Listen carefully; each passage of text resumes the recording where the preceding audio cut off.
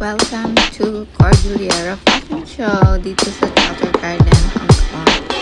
Ang iguro ipugaw mga ganun magpa-fashion sa flex nila yung mga ipugaw dress. Ay, maganda ito yung activity ngayon sa Central for today. So tara panoorin natin ang nagkagandahang dilag.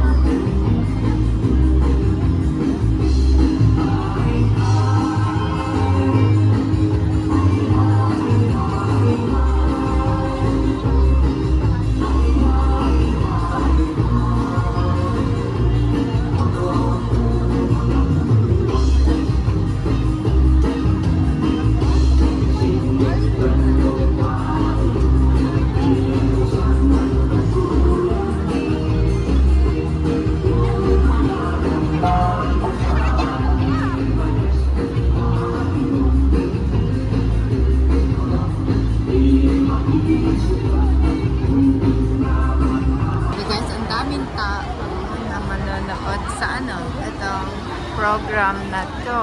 So, it's the Cordillera Fashion. Ito yan. Okay, BTY Advance, a proud Filipino global brand making waves in 25 countries worldwide. BTY Wow.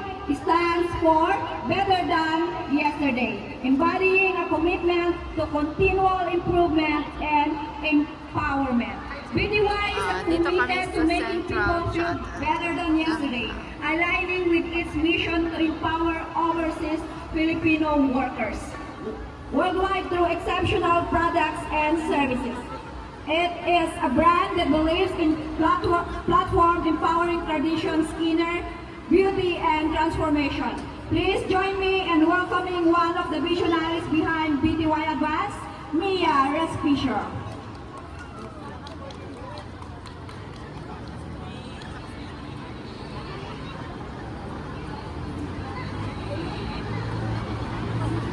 Hello.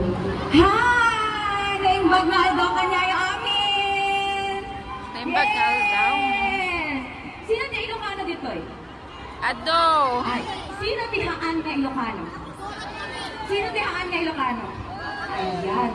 Ay, Hap-hap. mga makasalita ti Ilocano na lang. Sino tihaan nga makaawat ti Ilocano? Ayan, okay lang pagsamahin natin, magtagalog tayo ngayon, no? Okay lang po ba yun? Yeah. Yes, ayan. Sino dito yung mga OFWs? All of us, I think so. Proud OFWs, yes. Eto, okay lang, medyo madami akong tanong, taas kamay tayo pag ikaw yan, ha? Sino dito ang nag-OFW para sa pamilya nila? Majority. Yes, ang mga tunay na bayani.